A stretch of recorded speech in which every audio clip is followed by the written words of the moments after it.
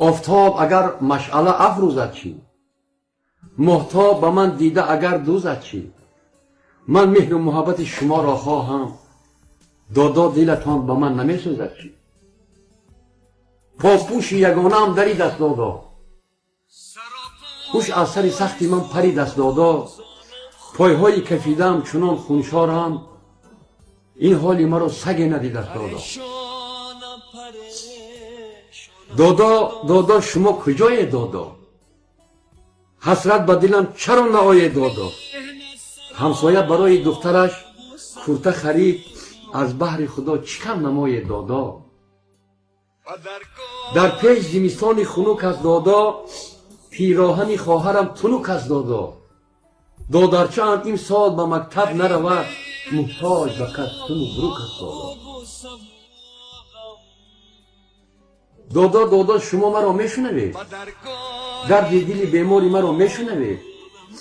من گله بسیار ندارم دادا، این گیره افگاری مرا میشنوید؟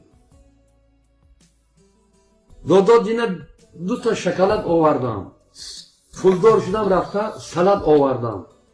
از بس که برای خواهرم کرته نبود، از خانه یک زنک خلط آوردم. از شادی خواهرم چنان شاد شدم، یک لحظه زبند گریه آزاد شدم. این جان دخلت که به گریبان بوده است، از ناله خواهرم با فریاد شدم. دادا سری من و پای شما، یک بار بیاید خالی از جای شما. یک شهرکی خورد و ما جدای امزی هم، دادا وای من و وای شما. دادا زنی جوان بگرفته، زن قحطی زد است که علمان بگرفته. از نام خوشی شما چی مانده است دیگر، این لحظه که نام زن کلام بگرفته. دادا زیراحتان برگردید، از پیش زنی خودخواهتان برگردید. تا عمر بود انتظارم دادا، بر منزل و بر درگاهتان برگردید. از ملک غریبی دست شوید دادا، گلهای امید خود ببوید دادا. دی شبزن همسایه مرا گفت صغیر، معنای صغیره چیست گوید دادا؟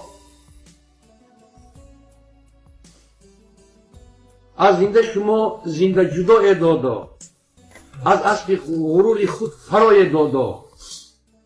2 دختر و 2 پسر دعا مانین است، از خانه آن زنک برای دادا. علم کشیدم دادا، از اشک زیاد نم کشیدم دادا. نادیده جوانی پیر شدم میفهمید، از زنده جدایی غم کشیدم دادا. سلامت باشید برادر عزیز.